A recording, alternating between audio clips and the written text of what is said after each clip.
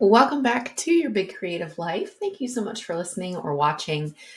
I have a fire under me about 2024. I don't know what's in the water. I don't know what's going on this January. I feel like I just have a fire under my ass to get moving, get creating, get writing. This is going to be our year, okay? This episode is a creative pep talk for you. I'm going to do some motivational speaker type stuff. So if you're if you're like not in the mind space for that or you think that's cheesy, that's fine. But sometimes I feel like we just need a bit of a pep talk, right? Maybe 2023 wasn't such a great year for you. Maybe it was really hard, or maybe it was great and you want to continue the momentum and make 2024 even freaking better. Whatever the case, whatever's going on with you, that's what we're doing in this episode, okay? Some motivational speaker stuff, getting a fire under you to create, to write, to put your stuff out into the world, to trust and believe that what you want is possible for you. That's all it's happening. So get ready. I'm recording this episode while my baby is napping. I have a monitor that I'm holding up to the camera now, and I'm just hoping that I can record this episode before she wakes up. But I wanted to record it now because, like I said, I've been feeling this energy and feeling like I have all of these ideas. I don't know what it is, but I have all these ideas. I feel this like creative energy funneling through me. And I'm like, I have to record this episode now while I'm feeling it, take advantage of this energy. Okay, so let's talk about your year. So 2023 for me was kind of a mixed bag in terms of the year because I was pregnant for almost the whole year. I was pregnant, I gave birth to my baby in October. So I was pregnant for a good chunk of the year. And it was just, that was hard. And then obviously from October on, I had a newborn. I was recovering from giving birth, all of that. So there was a lot of going on in my life that, you know, made some things more difficult. It was also a really good year because of that. Giving birth to my daughter, becoming a mom. We also moved. We moved from Nashville to Charleston, South Carolina, where my husband is from. He grew up here, and I also lived here before. It's where we met, and so just moving back felt really good. It was definitely the right decision. I'm so happy here, but it was a big deal. It was so there was a lot. Anyways, my point is there was a lot going on in 2023, and it also felt like a bit of a plateau year for me, where I just felt like I was in this holding pattern of waiting for things that I want to kind of come to fruition. And a few of those things did, but a lot of things did not. And I feel like I'm still kind of waiting for those things to happen. One of them being a book deal. My book went on submission last year in 2023, and we had some interest, but got some feedback that there were just too many books about podcasts out there. And so my book deals with the podcast. So we pulled it. I made some changes, which took a while because it was rewriting a big chunk of the book, and then we just sent it back out. So what feels different this year for me is the energy. It feels like there's some potent shit in the air, and I'm putting it out there that this is the year that I get a book deal. I feel like I shouldn't even say that publicly. I feel like I shouldn't even say it. I shouldn't even claim it, because what if it doesn't happen? I'm going to look like an idiot. Well, tough shit. I don't care. I'm going to look like an idiot. This is the year that stuff happens for me. And I'm going to tell you, I'm going to give you the pep talk so that you can claim that same energy if you're not quite feeling it yet. See, this can be the year that things happen for you too. Okay. It's important to remember 2024 is in a lot of ways a blank slate for you, no matter what happened for you in 2023. If it was the worst year of your life, if it was the best year of your life, if it was somewhere in between, you have a blank slate. And I know it's technically not that much changes from December 31st, 2023 to January 1st, 2024, and like January, this whole month. Like technically that not much changes. It's just the calendar rolls over. But I don't buy that. I feel like there is a shift energetically in a new year. So again, it's a completely blank slate for you in January. No matter what happened last year, highs, lows, good, bad, whatever, this is a chance to start fresh, to claim the things that you want, to continue working towards the things that you are working towards that maybe didn't really come to fruition in 2023. So think of this as like this whole month of January as kind of an energetic reset where you get to shake off what happened last year and look forward to this year. Something that I like to do is called, basically it's called a self audit, but it's really looking at 2023 and doing an audit of the year and looking at what went well and what didn't go well in different areas of your life. So you could do this in a really structured, like official way where you say, okay, work life, what went well, what didn't go so well? My relationship, what went well, what were the highs and lows? You can do it like that if you want, or you can just spend some time and reflect more broadly what was good about last year and my life and the things that I was doing and what wasn't so good. And then, more importantly, what do I want to carry with me into 2024 and what do I want to leave behind? Because you get to decide. You get to decide what you bring with you into this year. If there's something that you harnessed creatively with your writing or some habits that you established last year and you want to carry those forward into 2024, awesome. Bring that with. If there is stuff that you energetically just want to shake off, you just want to dust off your shoulders, you want to be done with it, you want to leave it behind, maybe it's an old version of you that you want to leave behind in 2023, awesome. Shake it off, leave it behind you. And this energetic reset that I'm talking about, this self-audit, is obviously something that you can do at any point in 2024. And I know that this episode is coming out, not on January 1st. Obviously, it's like a few weeks into January, but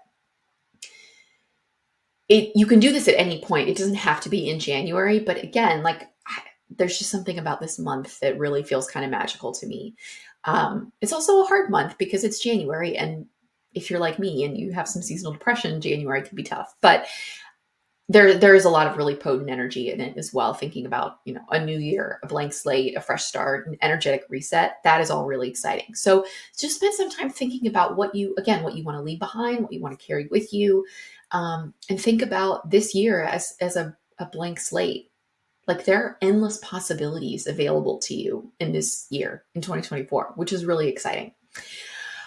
The next thing I want to say, I want to remind you, because you know this already, but I'm going to remind you of this anyways.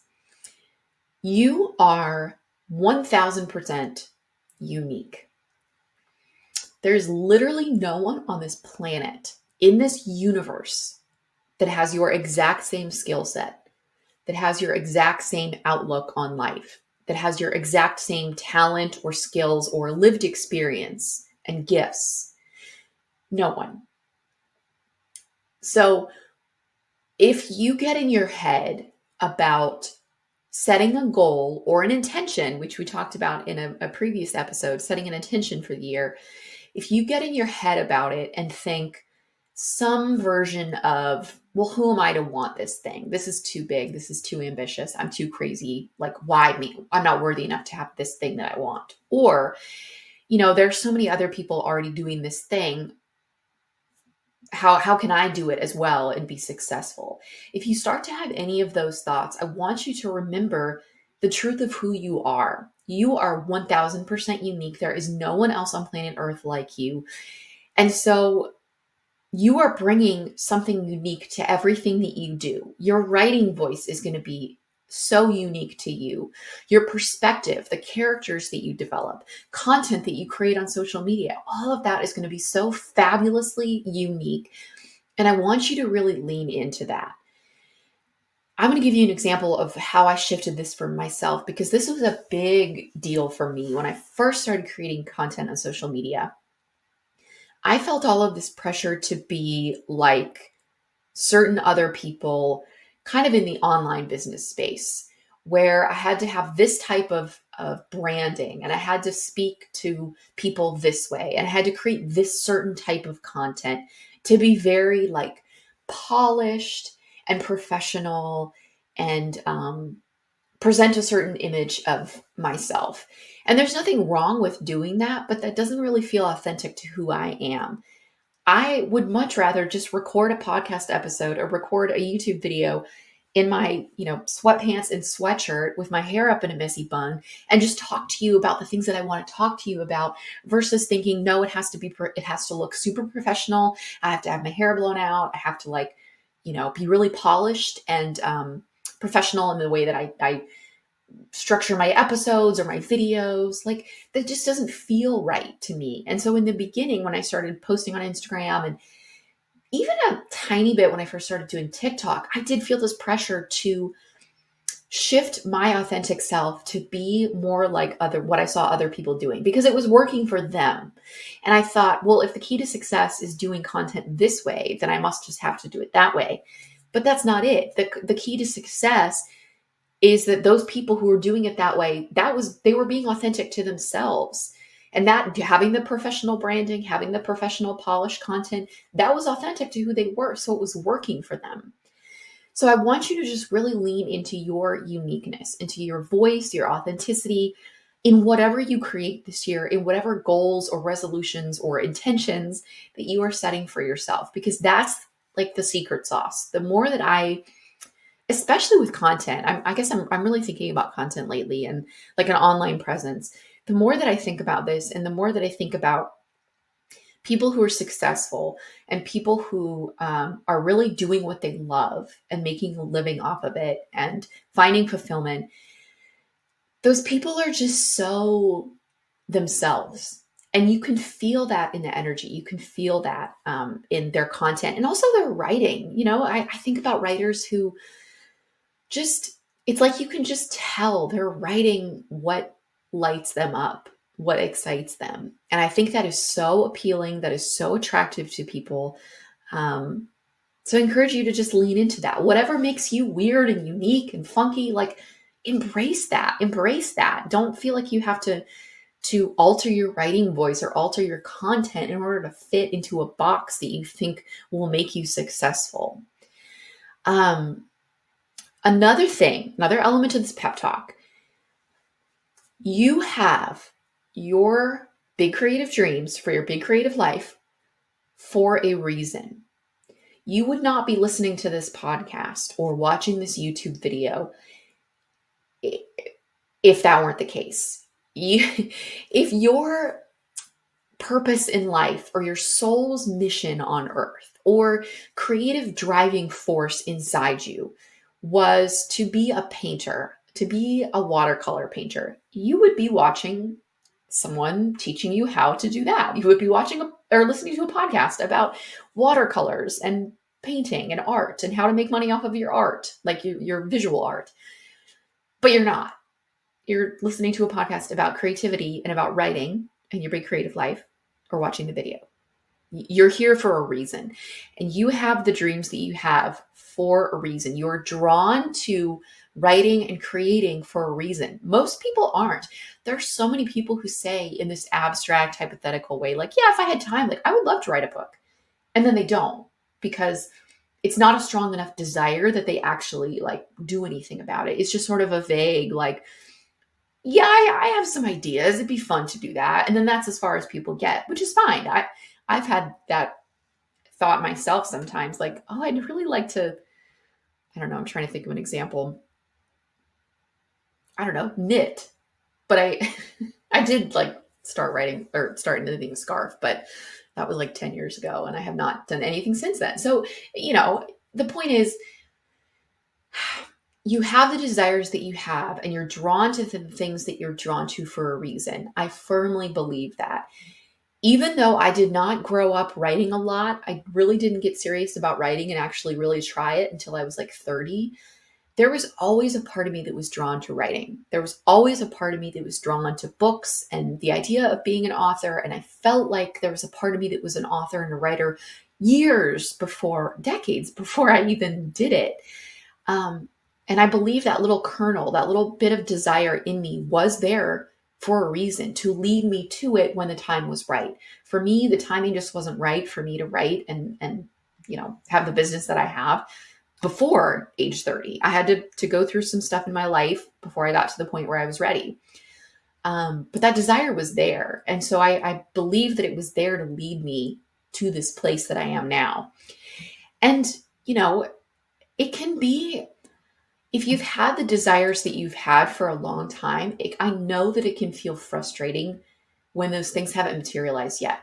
I was just talking with a coaching client about this, how it can feel, my book deal, for an example, I signed with my first agent in the spring of 2018. So it has been years now that I've been on this journey, and I still don't have a published book out there. Like it's I get impatient. I'll just be honest. I get very impatient and I get frustrated, and I'm like, why have things worked out the way that they have? And I don't know the answer to that.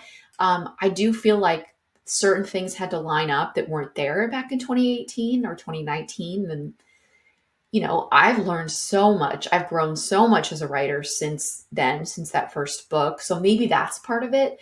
I don't fully know. And it might be one of those things where I look back years from now and I'm like, oh, that's why it took so long. Okay. But maybe not. Maybe this is just my life path and things had to go this way. I don't know. But I know it can be frustrating when you have these big dreams and you have these desires that are so strong and you're like, why aren't they here yet? Why? So all I can say is, I'm going to do on an aside, I'm going to do an episode about manifestation and the writing world and whatever, because it's something that I'm really wrestling with and kind of teasing apart. So I want to talk about it in a separate episode. But I think a lot of it also has to do with energy. So I had this energy in different parts at different points over the last few years where I would just get so almost like frustrated and angry with the universe. Like, why? Almost like I'm not getting the things I want. Where are they? Like, almost like I was throwing a tantrum because I didn't have a book deal yet. Which, if you're listening, I know this can sound like, it can sound so like, I don't know, almost like ungrateful, but and it's not that. It's just like, I'm ready. I've got an agent. I have a book that I think is really good. You know, why hasn't this happened yet? I don't know. So I don't say that. And I don't want it to sound like I'm expecting to get a massive book deal just because I want it. A lot of people want, things and they don't necessarily happen the way that they want them to. So I'm not expecting, or I don't feel like I'm entitled to something, but I do feel like all the groundwork has been laid, that my skills as a writer have improved. I've got this fantastic agent. The book has gone through some really good, strong revision. I feel like the book's ready. So anyways, I'm going on a tangent kind of. But the point is, a lot of it has to do with energy. And at various points over the last few years, I've been in this energy of like, I'm never going to get a book deal. It's never going to work. I'm going to just be, have an agent and be working on getting this thing for 10 more years. And I'm never going to do this. And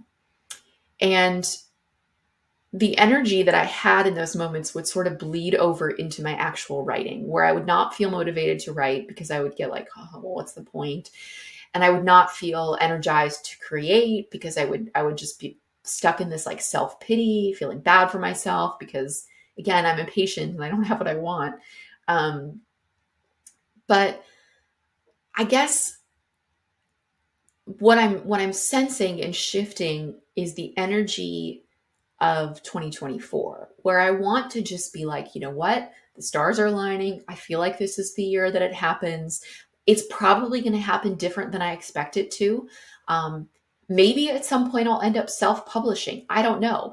But the point is that I'm going to have a published book. I'm claiming that as my reality. Might not happen exactly the way I want it to. It might not happen in 2024, but like, I'm going to have a published book. I know that without a shadow of a doubt. And already I can tell that just me claiming that and saying that and having all this creative energy flowing through me is shifting how I'm showing up. It's shifting how I'm showing up with clients. It's shifting in the content that I'm creating. It's shifting in the tone and kind of content of the podcast. So all of that feels good. It feels energizing, and it feels like I have this momentum that I haven't had for a while. And again, part of that's just because I was pregnant and dealing with a newborn in 2023. So there was a lot kind of pulling at my energy. But think about your energy. Like, what do you want to give your energy to this year? Where do you want to put your focus? What do you want to create? What do you want to have that momentum behind? I really do think a lot of it has to do with energy.